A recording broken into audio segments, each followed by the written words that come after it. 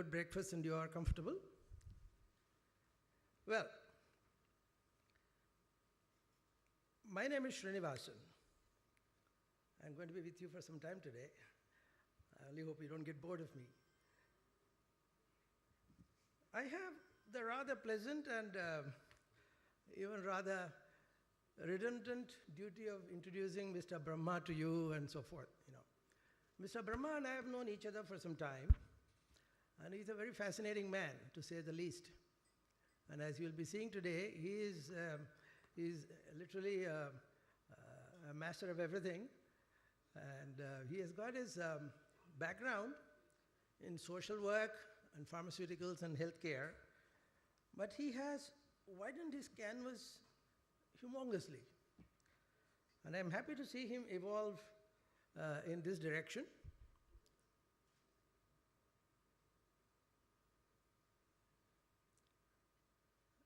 So at the outset, I think I will do the formal job of introducing Mr. Brahma, and then I will request him to come over and make his presentation. He, as you know, is the founder, chairman, and editorial head of the illustrious Network 7 Media Group. And this group deals with current affairs, news magazines, and global meeting events, and healthcare communications, and digital media, and so on. Under the banner of Network 7 Media Group, Satya founded Pharma Leaders, Asia's most analytical healthcare bi-monthly magazine and India's best-known peer-reviewed pharmaceutical and biotechnology voice. And Satya Brahma has also given birth to Indian Affairs, again one of the biggest media properties which aim at bringing out qualitative change in the society through fair, independent, and unbiased current affairs magazine. Sorry? Mr. Brahma has also organized locally relevant events like Jai Mumbai to commemorate the rather tragic events that took place a few years ago. And in fact, I had the good fortune of attending the first one organized by him, and he keeps doing all that. Satya Brahma is, I think you will run out of lexicon and the dictionary words to describe him, but suffice to say that he's a management guru, author, firebrand speaker, transformational leader, much sought after personality in various national and international platforms. Before I request Satya Brahma to come over here, I'll take the liberty of sharing a few thoughts with you. I think the relevance of holding an event like this, India Leadership Conclave, couldn't have been stronger than it is today. As a country, we are going through a flux, which is rather an understatement of the turmoil that we are really going through. On the one hand, there are pulls and counter-pulls to go the left of the center way to help out the weaker sections of the society. And on the other, we have the pressures of keeping up with the international stock market situation, worrying about GDP and so forth. And the powers that be are quite experienced, of course. The ruling party today is an experienced group of parties. But somehow, people are getting the feeling that we are missing the game. I don't want to get political because I'm not a politician. But at the same time, there is a sense of dissatisfaction, a sense of unease as to the direction in which we are going. At the same time, those who are trying to correct the situation are also faced with internal turmoil and internal contradictions and so on. So if you really look at the next general elections next year, say 2014, as they say in politics, a week is a long time, but at the same time in politics, 1 year is a short time too. So we don't know which way the wind is going to blow or which way the cookie is going to crumble. So it is all the more the reason that we pause and take stock of the situation at a very broad general level, and also looking at the details of the various sectors involved. So I think Satya Brahma's effort today is in that direction. He has called several Mr. Brahma, I'm going to request you to come on board here shortly. So he has laid out a wonderful buffet for you. And of course, he's going to encourage you to participate Yeah, intervene as often as you think is necessary, raise questions, make comments, and do some fireworks, because we don't want this to be a sort of a monologue from the stage and people just listening and nodding. So I'm sure you will make it a grand day. And of course, a request as usual to keep your mobiles in the silent mode. And with that, let me have the pleasure of requesting Mr. Satya Brahma on stage, please. Give him a big hand.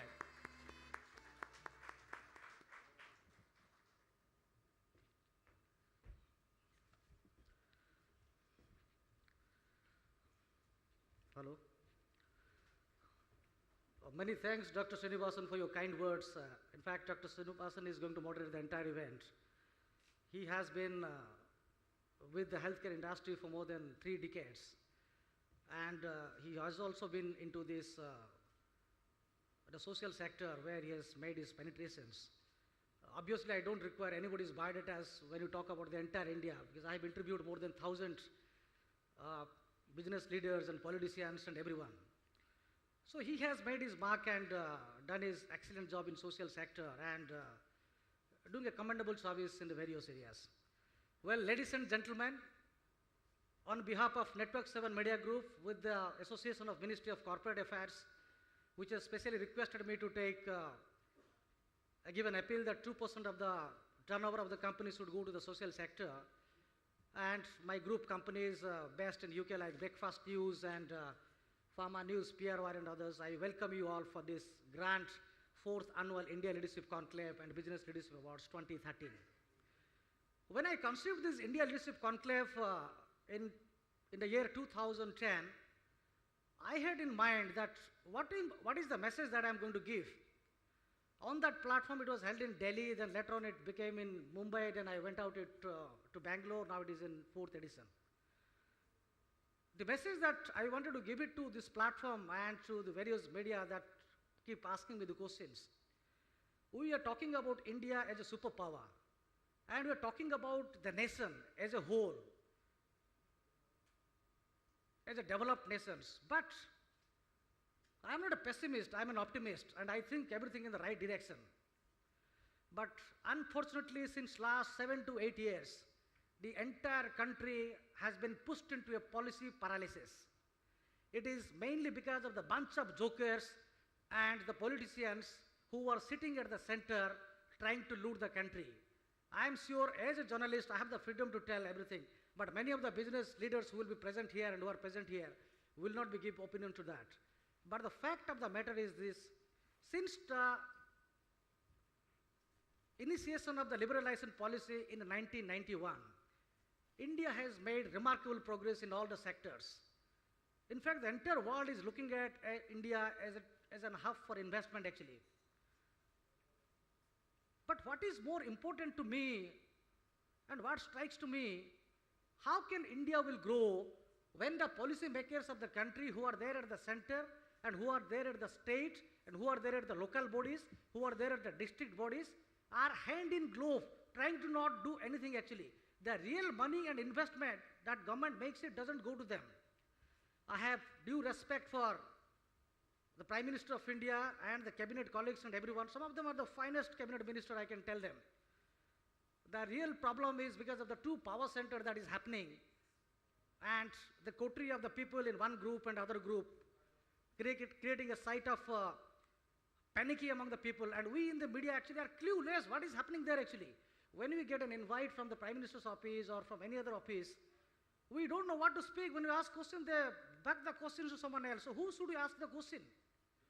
Now the situation where we have come today is actually a different situation altogether. India is not same as it was there in 1 decade back. India has really moved ahead. India has moved ahead in the retail sector and various other sectors. Look at the various reforms that government has announced. I will give you an example of the food security bill. What is the necessity of the present government of Dr. Manmohan Singh to introduce this food security bill in India and to give to the people 2 rupees or 3 rupees a kilo? It's not going to happen. It's only the electoral plank. This is not going to happen anything. And as an opposition, BJP has also come forward and they told, no, we don't like it, that the problems are happening. So to me, my mind, it's a political gimmicking. It's a great bill, but it cannot be implemented. If you can remember, 1.5 years back, the government announced free medicine for all. This means the doctor's prescription will not be required, and they will take the companies and they will distribute medicines to free. It has landed nowhere actually. Where are the free medicines? It will never reach to these people. It is stuck there actually. Montek Singh Ahluwalia is a great planning commission man and is doing good job. And I am talking about Sam Pittod also. He's a great man. But his hands are tight. He can't do anything. There is an opposition who is creating a problem for them. What we need in India are the strong leadership who can bring out the changes. Look at the American system. How they're doing it. We talked about, recently I will tell you about 3-4 days, there is a lot of media report coming, this devastations in Uttarakhand and all. I can tell you one thing, it's not a natural disaster. It is the outcome of the present policy paralysis which has given birth to this kind of system. Look at all the roads wherever you go. Look at the kind of transportation we have. Look at the kind of everything we have. It's not in order because the money doesn't reach out to them. This is where the real problem lies in. The reforms policy, we talked about the foreign direct investment, which is very much necessary in India. The foreign direct investment is not coming because there are various factors who are working against it. And the real reason for this, somebody from West Bengal like Mamata Banerjee will tell, the Kirana shop will be affected, and somebody from other state will tell. These are the political angle. I'm talking, these are political angle, because they're looking at the vote banks. But these are not the vote banks actually. Let us not look vote banks as the main plank. You have to think India as a whole, and you have to think how to prosper India actually. You don't club it all these things, come together and join. Our parliament is not functioning. This is the biggest shame to us. Our parliament doesn't function and we spend so much of hours there actually. Discussing about this man has done that, this man has done that. Why to create this kind of situation? If you want to lead the country, people have given you the mandate. Listen to the public. In one of the videos what you have seen just now, I put the real reflections of India. India has grown definitely, but I can tell you when I talk to the global leaders, I've also spoken to people like Bill Gates, Warren Buffett and others. They are skeptical. They don't want to invest in India. They want to go to a particular land and the land issue comes out. There are a lot of problems created when they don't do it. So the world market is panicking to invest in India. The foreign direct investment is not happening. The various reforms are still in the nascent stage. Lokpal bill, where it is gone? What is Kapil Sibal doing? And what other people are doing it? There is nothing going on. It is only merely drafted in there. If you look at the entire corruption, I am not against anyone. I don't support any political parties. I am not Congress, I am not BJP, I am not TMC, I am not BJD, I am not any other party actually. But my point is that when these politicians, when they speak, they should speak from the heart. They should not speak from what others speak it. Vote banks are not going to solve your problems. It is the people's mandate and people have woken up now. People will no longer tolerate now. This is what is going to happen in next 2-3 years. People are telling that this is going to be same and there is going to be no difference. But the difference will definitely come. I was there somewhere outside and people told me that the moment India doesn't have corruption, the India will die that day actually. So this is the real situation what we are having. Dr. Manmohan Singh never speaks. I want to know when he will speak actually. He will speak when there is a call from Ahmed Patel. Now there is another element has come in. Ambika Soni has come in now. There are two advisors now. So there is an Ambika Soni group and there is an Ahmed Patel group.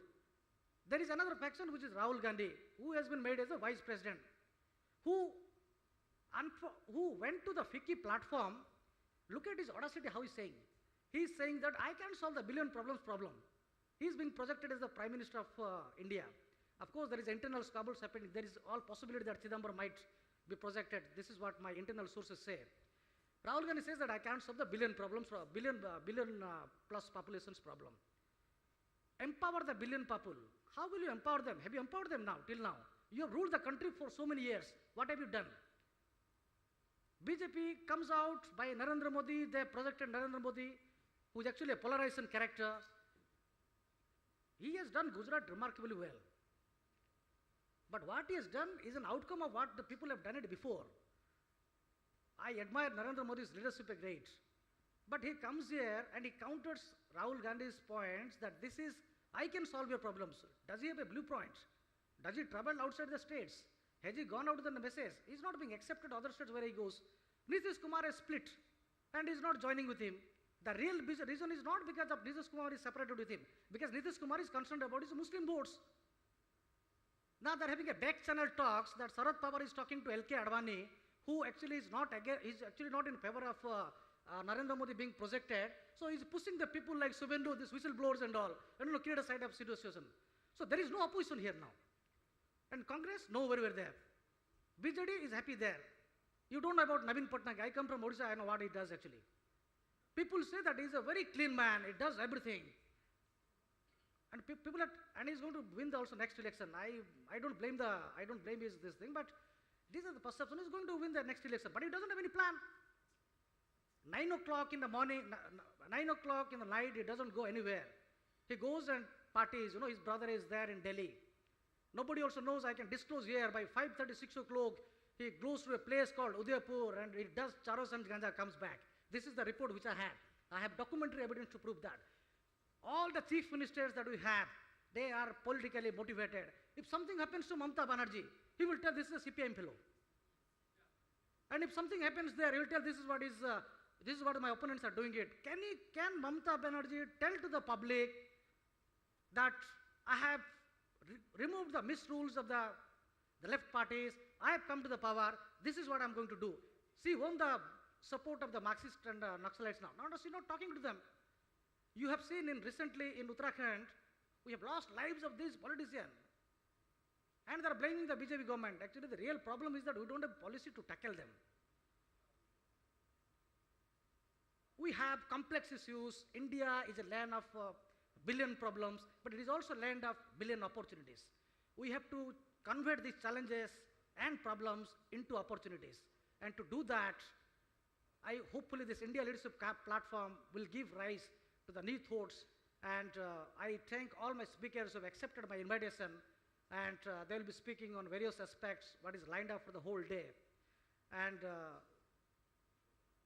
they will deliberate the real issues what India is confronting, and how we can take these things forward. With these notes I conclude, but I have spoken my heart out. This is the real India, and we should take India in the real powerhouse.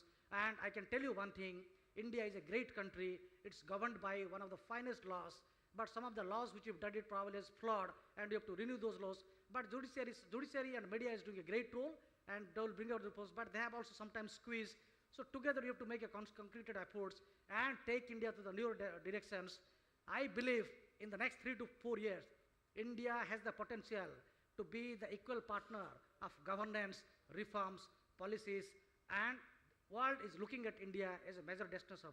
And I hope the policymakers are listening, and they will accept this fact, and they will bend their mind, not think about politics, not think about their gaddis, not think about the chamchagiris and all these people.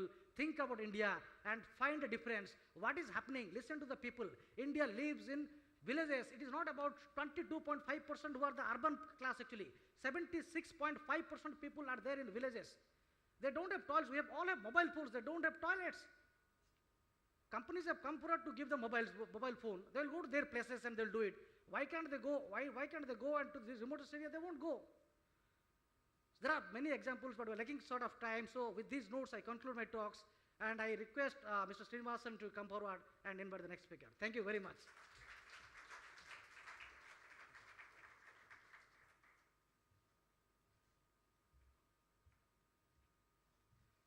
Thank you, Mr. Brahma. That was a very thought-provoking words, sort of, to set the tone. It's my pleasure now to request Mr. Mayank Gandhi, Mumbai Chief, yes, of Aam Aadmi Party.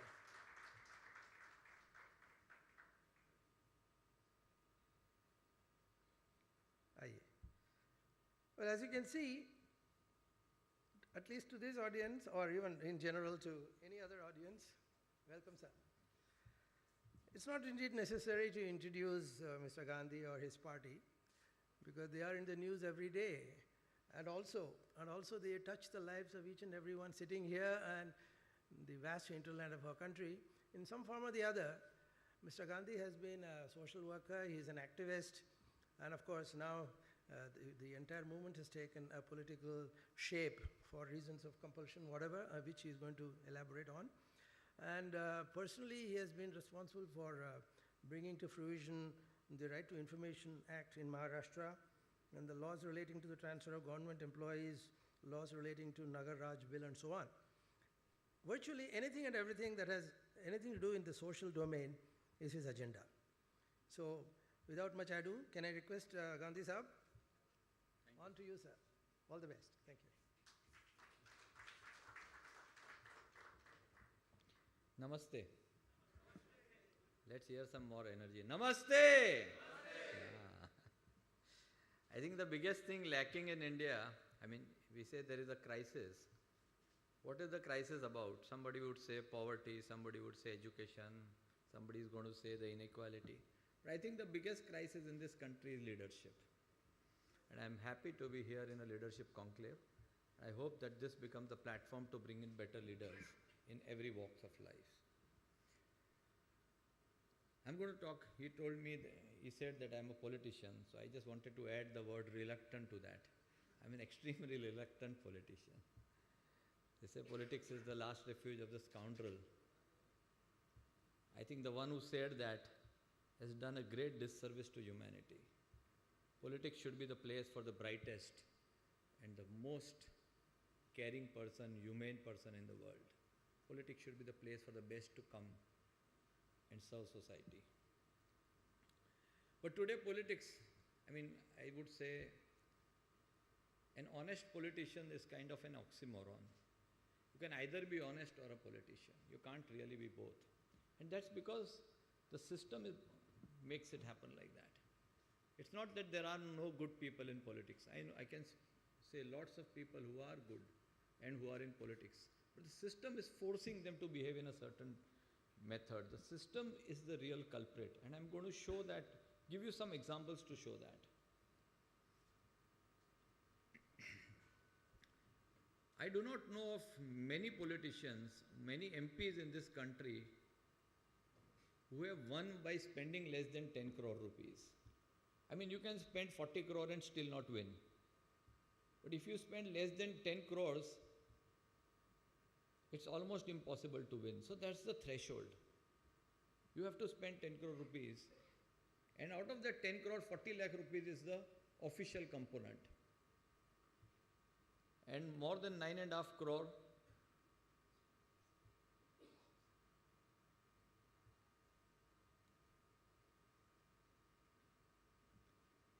out of the 10 crore is 40 lakhs is the official allowed expenditure, and 9.5 crores per politician is the black component. So if you want to be in politics, you need this kind of a black illegal money. So one is forced. There is an insatiable appetite within the electoral system for black money. So let's assume, let's do some mathematics. Suppose in every constituency you would have 3 strong candidates, each of them spending around 10 crores each. So you would have 30 crores. All of that is black money, all of that is illegal money. Now if you are making this money, 10 crores you are spending, you are going to make 20 crores so that there is a money left if you have to spend more. So 60 crores. This money does not come from Mars or from Moon, they come from the same system. So you have to build an incestuous relationship with all arms of government, with the contractors, with the corporate chiefs, with the bureaucrats, with the judges, with the media. So everyone is infested with this corrupt money. Each and every arm of government is infested with this because of this insatiable appetite for black money. And so you are going to create processes by which money can be extracted. Suppose there is gold smuggling, you stop that, there will be somewhere else it is coming. So you have these red spots on your body and you put malam here and there. It's not going to help because the cancer is within. Unless you solve that cancer, it's very little chance of getting this country rid of corruption. So if you have 60 crores that is spent per constituency, then the contractor, the corporate, the bureaucrat, everyone is going to make money. So let's say 100 crores you are spending for 540 seats, 50,000 crores. and if that is 10% corrupt money of a contract, then you are doing illegal work on 5 lakh crore worth of business, government business per election. And remember, our total budget between local, state and national budget is 11 lakh crores. So every election that you fight, you are infesting it completely with this kind of a corrupt practices. And this is just the MP election. For MLA, it would be the same for the Jilla Parishad, for the local elections. So the electoral system is the source of this entire thing. I mean, I know Manmohan Singh is very honest. That's because he's been dropped into the political system. He was not a politician. And how many people remember that he has never won an election? And he fought an election in South Delhi, one of the most literate constituency, and lost. Nobody remembers who won. It's impossible to be honest and to be a politician. How do you expect ethical politics to come out of this? I have coined a word called monarchy. I believe this is not a democracy, this is a monarchy. People win through democratic elections, but once they win, they become monarchs, they become kings. Complete arrogance, the same VIP culture, the same sycophancy. I mean, I remember in one of the TV programs, Renuka Chaudhary told me sneeringly, हमने वो औरतों को खाना दिया है, हमने ये बच्चे को ये दिया है. What are you? The Queen of India? Bloody, you are our servants. You are our representatives. But the entire system believes. On one of the TV channels, one person said the problem of this country is that only 250 people know how this country is run and they are the ones who are running the country. I said, let's change that. He said, no, that's not my problem. My problem is that I am not one of those 250. So very few people. This is a completely centralized model. Today, if we have, in 1950 when we built our constitution, all of us could not go and sit in the parliament. So what we did is we had an electoral process by which we selected one of our representatives to go and put our point before the country or before the state or before the local government. So they were supposed to be the public servant and we were the public. We were the sovereigns of this nation, they were our servants. Unfortunately, the public has now become the servant. These people have now become the kings of this nation. They get elected and and we will talk about how they get elected. But this system needs to be overturned. The public servant needs to become a public servant and the public needs to become the sovereign of this nation. And when I select a representative and he goes to parliament, it is his business to come back to us, hold meetings like this, ask us what should I do, how do I get the budget allocated, how much for health, how much for education, what should we do? What should be our stand for the Lokpal bill? What should be our stand for the land acquisition bill? But we are completely out of the equation. The people who get elected are then told by their party how to vote and what to do. And the party is told by a few individuals, the so-called highest command, about how they should vote. So what we thought of democracy as of the people, by the people, for the people, has now become a monarchy with of the high command, by the high command and for the high command. A wonderful country of 120 crores is now being ruled by a few self-serving people. It's a great tragedy. Something interesting happened. I thought I will share that with you. One of my colleagues, Anjali Damania, you might have heard the name, we started going deep into the irrigation what was happening in the irrigation spending.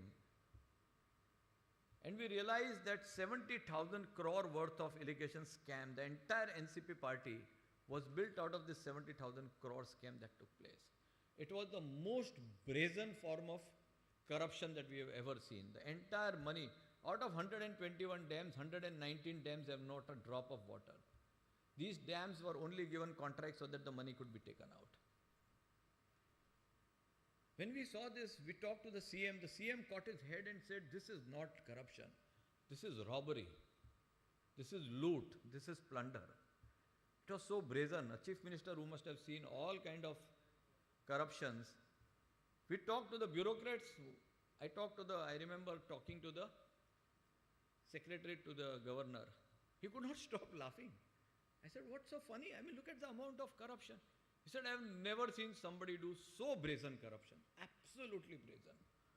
There was no even attempt to hide it or to cover it up.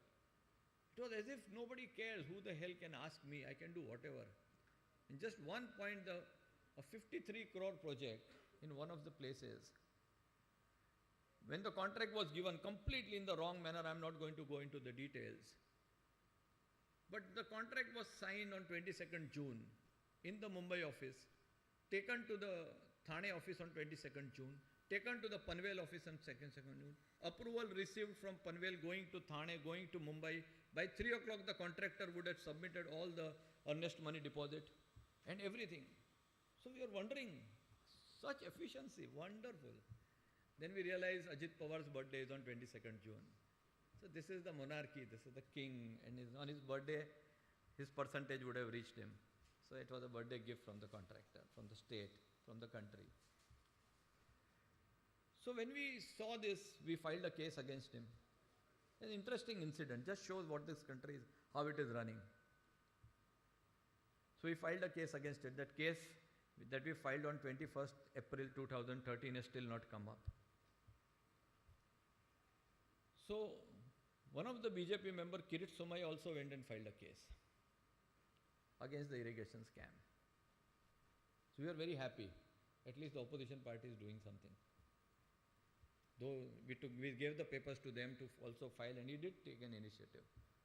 Then we heard that Bhayyu Maharaj, one saint, I don't know what kind of a saint, who's really a go-between parties, he was told by Sharad Pawar that you please tell Nitin Gadkari to stop this filing of case. We heard that, we were completely worried. I said, opposition party's business is to oppose. How can you stop that? So we rushed to Nitin Gadkari. My colleague Anjali Damania was there. Nitin Gadkari did not even know who she was.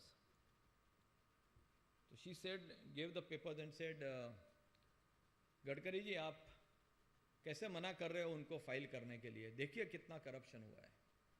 Without knowing who this person is, Gadkari says,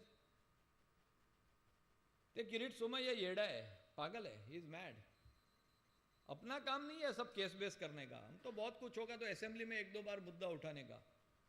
बोला शरद पवार के साथ हम daily उठते बैठते हैं, 4 काम वो हमारे करते हैं, 4 काम हम उनके करते हैं. It was shocking. That girl is very emotional. She started weeping. Said, this is why we send a opposition party leader. This is why we oppose. Send an opposition party person to oppose this. And inside they are just the same. It's a Congress, BJP, bye-bye, or everyone bye-bye. I mean, they get elected and then they go inside and do business. Then we started researching and we found most of the companies had directors from both parties. There's an incestuous relationship between each and every party. What does a normal person do? What does a citizen do? How does one fight this? If there's a corruption, you go to the opposition party. That guy would be calling up and saying, "Ek bewakoof yahan pe aaya hai. Chalo hum saath mein isko tackle karte hain." How do you do that? These are serious issues, serious questions. The other trick is to, I remember reading that during the independence, Congress had most of the votes and all the sections of society were voting for Congress. But slowly one had to find ways to break that. So the best way that was found was breaking it through religion and caste. So there were parties which were formed to take up religion, regionalism. I remember Shiv Sena takes up Marathi Manus cause. But Raj Thackeray wanted to form his own party. So what is his USP? USP also has got to be Marathi Manus. So you need to be better than him, because that's the language he has learned from his childhood. So go and burn some tires, go and hit some poor UP wala, taxi walas, get the media at the right time being there when they are burning some tires. and get the Marathi votes. There is a Methe there, Vinayak Methe, who's now broken up that Marathi votes into Maratha versus non-Maratha. These are all breaking up this country, dividing this country into religions, into caste, into things, trying just to get these votes. Communal riots, I mean, everyone knows, is all because of this. How do you gravitate votes towards you by helping one religion or one community or one caste? The other point which I wanted to make, just to emphasize how this system needs to change. You may have all heard about Arun Gawli. Arun Gawli is a mafia. Earlier his business was to get votes for political parties. Like all the slumlords and all the goons. All the goons are now complete during elections. The crime rate will come down because all the goons are quite busy trying to accumulate votes. So Arun Gawli had a big, that Gawli Chal, and he had a big control over votes. And so you could get 10,000, 15,000 votes. But he was a wanted criminal. So at some stage of time he decided, these police are running after me. Why don't I become an MLA? Why don't I become a lawmaker? Then the same police who's running after me will start saluting me. And he stood for elections, he won, he became an MLA. And political parties want winnable candidates, so they don't care whether they're criminals or not. I'm sure individually Sonia Gandhi, Advani would not like a criminal to win, would not like a criminal to be in their party. But finally the last line is winnability. And if a criminal wins, so be it. So all the Raju Bhaiyas and the DP Yadavs and the Mishras are all part of that. I used to observe elections very closely as an activist, really. And we realized that at every election, the incidence of vote buying is increasing every year. And I really don't blame them. In Jew, we had put up a candidate called Adolphe D'Souza, who was a citizen consensus candidate. At that time, I used to go campaigning. Like a romantic, I used to think we need to take the slums with us. So I went to the slums. It was like a war-ravaged World War II site. No able-bodied people there, just the young children or elderly. Because all of them had been bought over for campaigning. 300 rupees per day, biryani, daru, and at the end of the election, one mobile phone. So when we were campaigning, we saw one rebel Shiv Sena candidate. He had a cavalcade of 700, huge thing. And I said, "Arey yaar, we had never considered him as a serious contender. He has got a 700 ka rally." Eventually got, I think, 150 votes. That's because the rate for campaigning is different from the rate for votes. He would have paid for the campaigning, but he did not pay for the votes. The rate for votes is extremely high. So every slumlord, every goon has a certain number of votes. Ye to main la ke dunga. This MLA election in Jew, Ashok Bhau Jadhav won. He had put water connections in all the slums, and he said, if I win, I will start the water, else suffer. So he won. And because of our electronic voting machine, you can find out from which polling booth how many votes have come in. So if you have made a commitment that I will get so many votes from this booth, the candidate will know at the end of the election whether so many votes have come or not. I remember in Sindhudurg, 2 people were killed, murdered.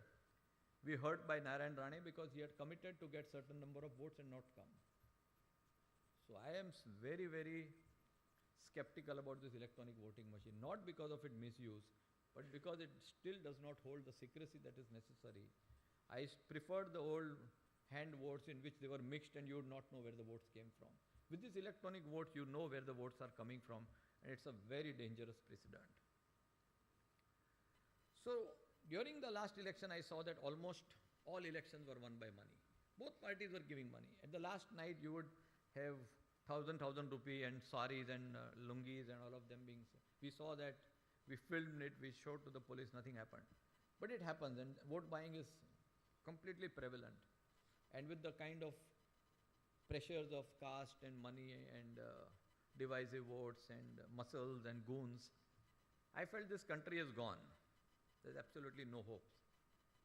And every year we are going to see, and the incidence of vote buying is increasing in every election. So I felt by now we have lost it. Ethical politics has no place in this nation. Honest politicians have no place. This entire elections are going to be based out of who has how much power and how one can do. You know that every politician buys his seat by paying 2 crore rupees or 1.5 crore rupee to the party. So how does one change that? Or is there a possibility of real change? There are these small parties who do here one glimpse, here that glimpse, but these are like flashes in the pan. Nothing is going to happen. Can something happen? Fortunately, we had a huge movement, the Anna movement. I remember in one rally we did in Mumbai from Bandra to Juhu, we had 2.5 lakh people. Suddenly there were hopes. There is possibility of ethics and honesty in politics.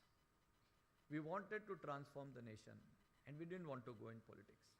We wanted to stay out and pressurize the system. And we thought that in a democracy, if civil society pressurizes it enough, then there would be change. And it seemed as if things were going right when we were committed that the Jan Lokpal would come. And then we underestimated the thickness of their skin.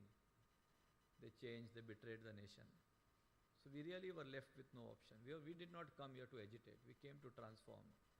If we could transform sitting from outside, we would never ever want to go into the politics. But we realized that it's not possible. So we have all gone into politics because we believe that there is a glimmer of hope, there is a window of opportunity for ethical politics, for honest politics, which I can see now, which was not visible and which I did not seem possible, but it's happening now. It's a time to throw out this kind of politics and replace it with the politics where we believe that the brightest and the smartest among all should be there in politics. And the first model of that is going to be in the Delhi elections, which is going to be in November. And Delhi has always been the epicenter of this movement. So there is a great struggle going on in Delhi. Elections are in November. Arvind Kejriwal, you know, has directly taken on Sheila Dikshit. And I have shifted from Mumbai to Delhi. Because this is the question of our existence, the existence of this nation. Which way will it exist? Will it exist with these corrupt politicians? Or will it exist with the new ethical politics? So we are at the crossroads. And at this time I cannot stay home. We cannot stay home, where such a major war is being fought in Delhi. I will end with a couple of things. In Canada, there was a party called Greenpeace Political Party. It also had the same kind of views that we had, completely reformist, transformative views. In the first election it stood, it got 8% of the votes. Today it gets less than 0.25% votes. But its agenda has been picked up by the mainstream political parties. We'll be very happy if we never win, but our agenda has been picked up by the many political parties. So what is victory? Is it victory that we come to power and become the Prime Minister and we see Arvind Kejriwal the Prime Minister of this nation? I do not think so. The last 2 Prime Ministers that we have had have been one of the finest that any country has ever had. Manmohan Singh, Atal Bihari Vajpayee, extremely erudite, extremely educated, wise, great amount of experience, but this country is going from worse and worse and worse. Our MP, we know, suppose he was to be replaced by a good man or an honest man, do you think it would make any difference? We have some of the finest people in this nation in parliament. But the system needs to be replaced. It's time not to change players, but to change the rules of the game. Today people are looking with great enthusiasm, one Narendra Modi is going to come and change the country. Trust me, I'm going to tell you a few things about Modi, which you may not have liked to hear. The 3 previous chief ministers before Modi had growth rates of 16.92, 16.29 and 12.42. Modi's growth rate is 9.25. Growth has receded in Gujarat. The growth that is happening in Gujarat is only with the industrialists, the upper class and the middle class. The poor are getting worse. If you look at the HDI index, which is the real development index, you would know that Gujarat is 20th in this nation. The poor are getting in terrible conditions. Lands are taken. I just led a rally of 25,000 people in the most industrial area of Hazira, where Reliance is there, SR is there, ONGC is there. People's land have been taken, though at good prices, and replaced by these guzzlers who are completely messing up the environment. Their lands have been taken. There's no place for grass. They've had to sell their cattle. They are now doing jobs at 7,000, 8,000 rupees. The environment is completely, there's a smog there in that entire area from childhood. Is this the development that we want? So what kind of development are we looking for?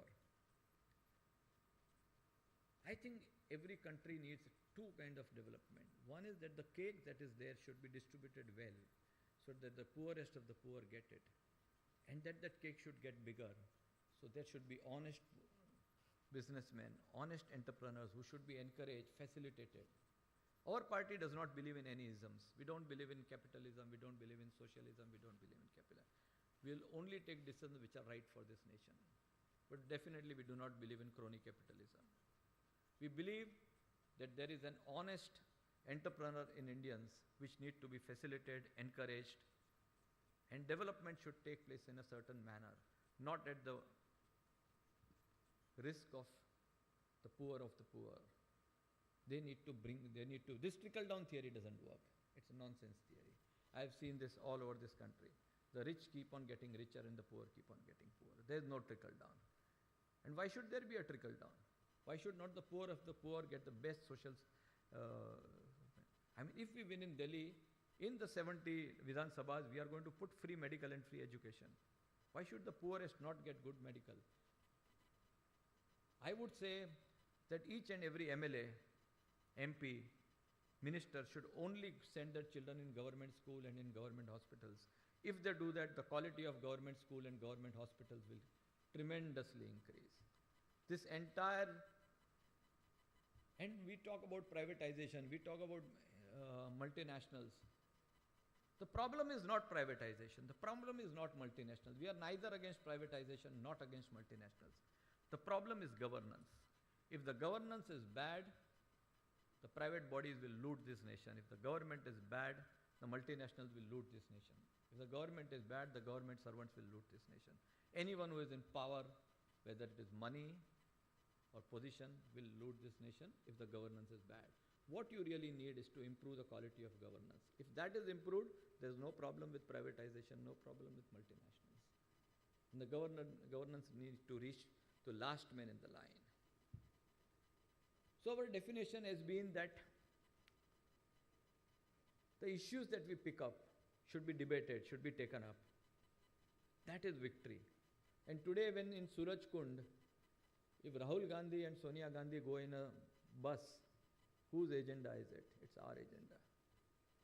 When Rahul Gandhi speaks so passionately, I feel like crying and I feel that I am drinking a bowl of poison, and that the power should not be among few, it should be among billion. Who's talking about it? It's Arvind Kejriwal's Swaraj.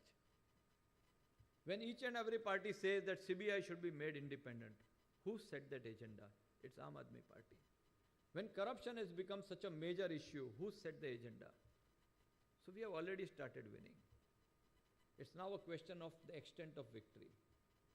The Andolan that we are doing outside is not adequate. Some of us need to go inside and do the Andolan. We are finally, Andolankaris, status quo is not acceptable in this country. A country where 40 crore people sleep hungry. I do not think status quo is acceptable. We need to change the rules of the game. And none of the political parties have even an iota of interest in changing the rules of the game. So if you think a Modi is going to come and change it, a Modi which has centralized all the power within himself, a Modi who has got 1,200 crores of CAG complaint against corruption against him, a Modi who has used the same money power for his last election, the same goons like Radadia and all, a Modi who has used the same caste and religion politics, that Modi will come and change the nation?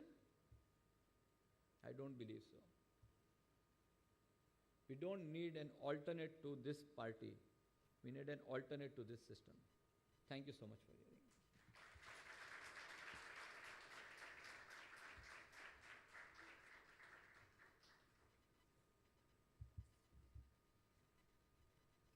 Ladies and gentlemen, I am sure you will agree that Gandhi Sahab's words came from his heart. And I am sure those words will touch your hearts too, because words coming from the lips never touch the heart. Sir, very hard-hitting, very thought-provoking. Thank you very much. Kindly stay on for a minute. I would request Mr. Satya Brahma to give you a token of our appreciation of the efforts you have taken. Thank you, please.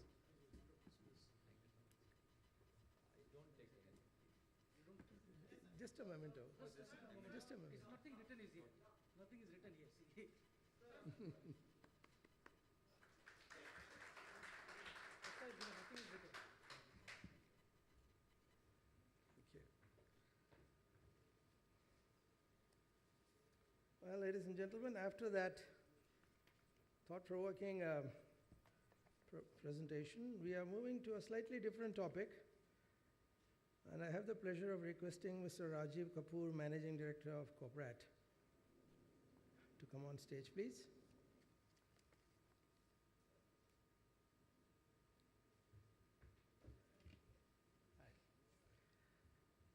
Well, Mr. Rajiv Kapoor has a rich background from Fiat India. Other than that, I don't think I have too much of information on his corporate background. I hope it doesn't matter, because I think he is looking at the future. He's not looking at the past. And I think all of us should look at the future rather than keep tom-tomming about what we did a few hundred years ago, 1,000 years ago. So if it's okay with you, sir, I'll say that you are, of course, heading corporate, which I think is looking at future markets, correct? Yeah, I'm a layman, so kindly excuse me. And he's going to share with us his thoughts on virtual bidding and how it's going to be the gateway to future markets. Is it okay, sir? Sure. Thank you very much. Look forward to hearing you. Yeah, please. Thank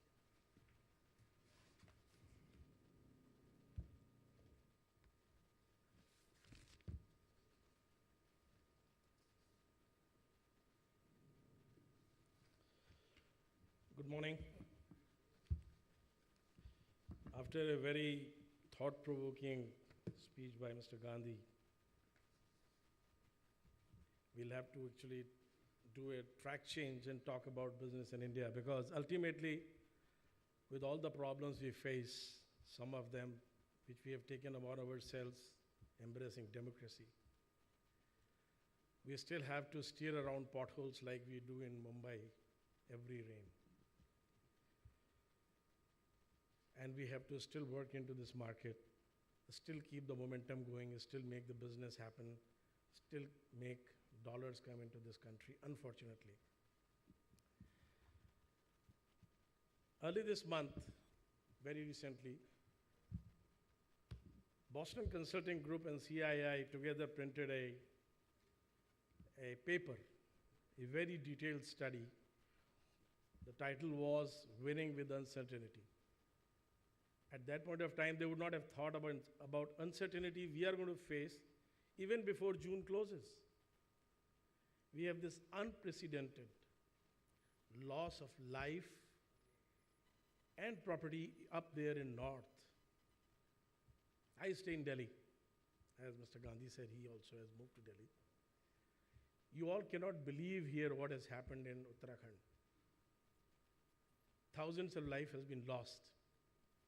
And that in this country, which we keep on saying, we provide software to 90 countries.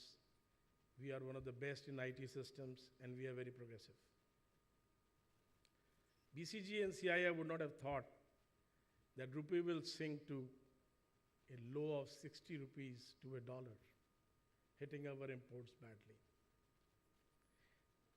But we still have to win in uncertainty, and that is so much that it took me today more than an hour and 45 minutes to reach here from Chembur, because there's a huge traffic jam from starting Kalina right up to Airport 10. And I've never been able to find out why, because there was no accident. Anyway. Uncertainty to all corporates are very well known. And we all play this game in our boardrooms with our top team. We keep on talking about developing strategies of future uncertainties. Sometimes the strategies go right. we come out winner. Most of the time they don't. And the corporates struggle. But why does these uncertainties happen? And a real-time look is required. See, we have seen a steady drop in our GDP. If you think about what happened in 2010-11 to what has happened now in 12-13, we have seen a steady drop. And the forecast for future also is not too bright. Our foreign exchange is in doldrum. We see imports in gold and oil taking away most of the dollars we earn, and that's where the rupee is weakening. The global economic outlook is also having an effect on our business. There's very uncertain oil price effect. And of course, our inability to adopt new technologies and new systems, thereby improving our economy, also takes its own time, thanks to popular politics. We have been discussing GST implementation in this country for the last 3 years. Every year, I remember Mr. Pranab Mukherjee as finance minister mentioning this in one of SIAM and CII meeting that we implemented in 2012, sorry. Now it's 13. Going forward, we talk about 14. A lot of states still do not agree. And that's one of the forward-looking economic reform which will change the way goods are taxed in this country, probably making them much more sensible to what we see today. It also take away all this inequality of octroi in some states and not having it in other states, thereby restricting movement of goods from one state to another state. We talk about FDI in retail, especially multi-brand retail. We all know so much of debate happened. There were flip-flops. Ultimately, the bill goes through with riders which are very, very difficult to meet by most of the companies. Still, some of the states don't agree, some of the states don't agree. We see a debate again starting about FDI or foreign participation to be increased into multi-brand retail, in insurance, in single brand retail, in all kind of different business arenas. I don't really know whether that will happen or not. Infrastructure is anybody's guess. It takes us so much time to move goods from one place to another that a lot of goods get lost in between, especially perishables. So if we have excess production in one part of the country, we have shortage in another part of the country. When the rains come, it becomes totally unpredictable how long it will take to really move goods. When catastrophe like North happens, which happen practically every year, not to that extent, a lot of resources get diverted to those areas, and it keeps on happening year after year. And apparently the leadership is not focusing on those things when the times are right. We only talk about it. Supply chain costs are high. We keep on blaming the automotive industry, to which I belong or used to belong. Just said I was leading Fiat in India until last year, when I left Fiat India, or of course I took retirement, reaching the age of 60 years. My heart still belongs to the automotive industry, and that keeps on getting blamed for most of the evils in this country. And we keep on forgetting that our population of cars in this country is one of the lowest in the world. We are just about 13 cars per 1,000 people, against some 653 in US, even 350 plus in China. Because most of the cars are concentrated into metros, the public transportation system is in disarray. We all try to use our transport, and we get into traffic jam. But more than that, our planners have not planned for future. We take so much of time in opening a flyover, which can decongest Mumbai roads, starting at Shivaji Chowk, dropping down at Dimelo Road. That also one side of it open. But you can see the effect, but I'm very sure this effect is short-lived. By the time the second side opens, the traffic will be building up equally, because ultimately the business has to move, and we don't forecast for future. So the time has come that we have to embrace some game-changing technologies. We all know how expensive it has become to put up a showroom anywhere in India, especially in Mumbai and Delhi. Very peculiar of Mumbai because we used to talk about cost per square yard, then we went to cost per square feet, and I'm very sure another year it will be cost per square inch.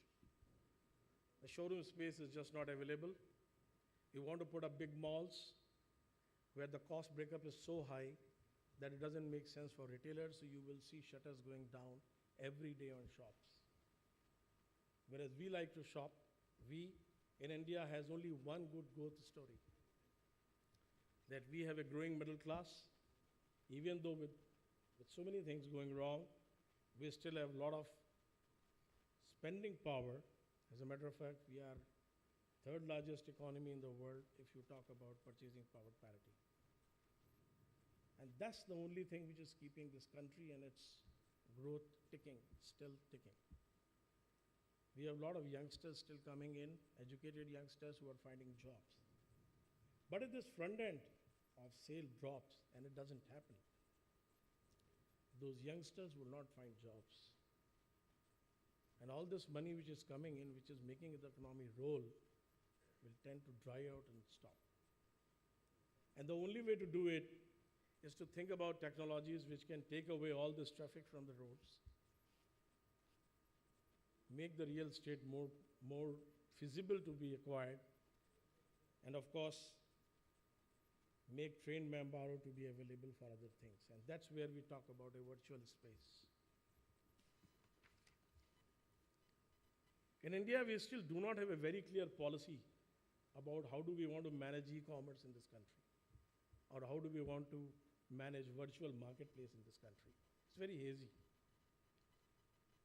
The whole lot of bureaucrats don't really understand the difference between a virtual marketplace versus an e-commerce. We see all these sites coming up